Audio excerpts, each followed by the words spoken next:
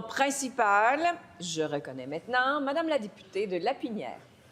Madame la Présidente, une dame de 86 ans atteinte d'Alzheimer depuis 15 ans est décédée en décembre, a été victime de maltraitance grave au CHSLD de La Prairie.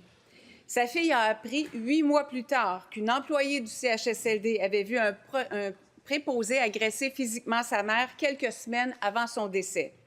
Elle veut savoir pourquoi ni le CHSLD ni le CIS ne l'ont jamais informée. Elle reste sans réponse après avoir parlé aux gestionnaires, aux commissaires aux plaintes, à la police qui faisait enquête, mais l'omerta règne. Elle affirme que les gestionnaires sont plus préoccupés de trouver l'employé qui l'a informée, elle, que de faire la lumière et trouver des réponses. En juin, des employés se sont regroupés pour dénoncer la situation, l'inaction de l'établissement qui mettrait en péril la sécurité de ses résidents. Ils ont écrit au ministre de la Santé et à la ministre responsable des Aînés pour dénoncer et leur demander d'intervenir.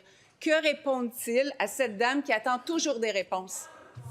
De la ministre responsable des Aînés. Oui, Madame la Présidente, je me réjouis d'avoir une question concernant les aînés, mais je suis extrêmement désolée d'entendre qu'au Québec, nous avons encore des situations comme celles que vous rapportez qui sont inadmissibles, Madame la Présidente, et je suis d'accord avec ma collègue députée de Lapinière, ce qui s'est passé au CHSLD de La Prairie est injustifiable.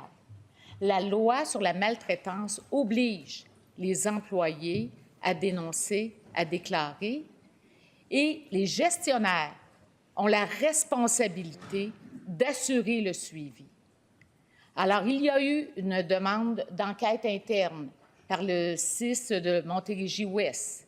Je ne suis pas satisfaite des résultats de cette enquête, des conclusions de cette enquête interne, et j'ai demandé au ministère de la Santé et des Services sociaux d'aller sur le terrain avec l'équipe d'inspection afin de me soumettre un rapport sur la situation qui s'est déroulée dans cet établissement. Principal à nouveau, la députée de Lapinière. Merci, Madame la Présidente. Alors, savez-vous ce qui est arrivé à la porte-parole du groupe d'employés qui a porté plainte et demandé l'intervention des ministres devant l'inaction de l'établissement?